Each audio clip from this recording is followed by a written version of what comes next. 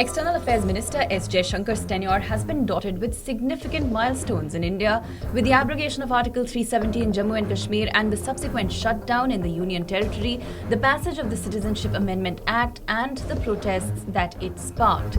The Foreign Minister was asked how he responds to questions on these developments when quizzed on a world stage. This was his response. What I tell the world is, if you look at a lot of this, partly the world has common challenges. Terrorism is a common challenge. Separatism is a common challenge. Migration is a common challenge. So don't think that these are problems which are unique to India. This is a national variant of what are challenges in many parts of the world. And I think when people look at it and assess it and analyze it, they should in fairness ask themselves, how did they respond to it? They've also been in stress situations. They would have had, disturbances in the neighbors. Europe saw it in North Africa. You've had a large part of the world saw it when 9/11 happened. How did they all respond to this? So when you look at a country like India, which is dealing with these common challenges, the national variant of those common challenges, I think it's important to in a sense, reflect on your own way of handling it.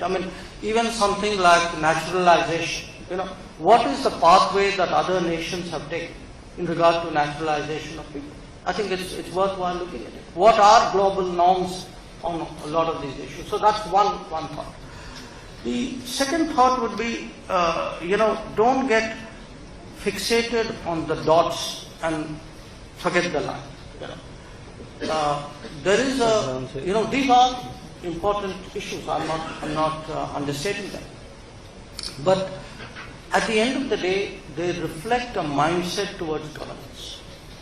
A lot of what's happened in the last 6 months are sort of in the political sphere. But the same mindset was also evident when it came to socio-economic issues, when it came to issues like gender gaps, when it came to sanitation, when it came to urbanization, when it came to skills, digital, etc. So the bottom line is, are we going to sort of just inherit problems, multiply them and pass them on?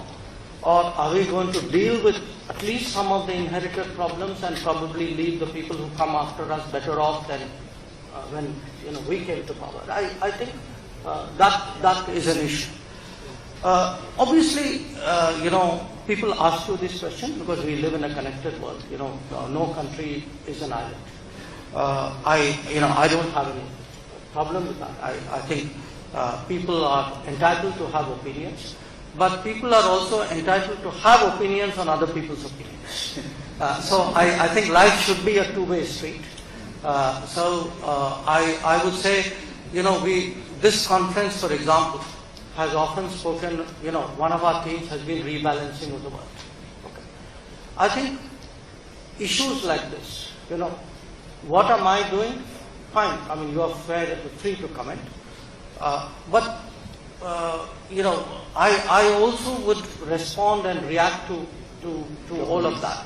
And for me, one aspect of rebalancing where India is concerned is, today, are we going to define ourselves or are we going to let other people define us?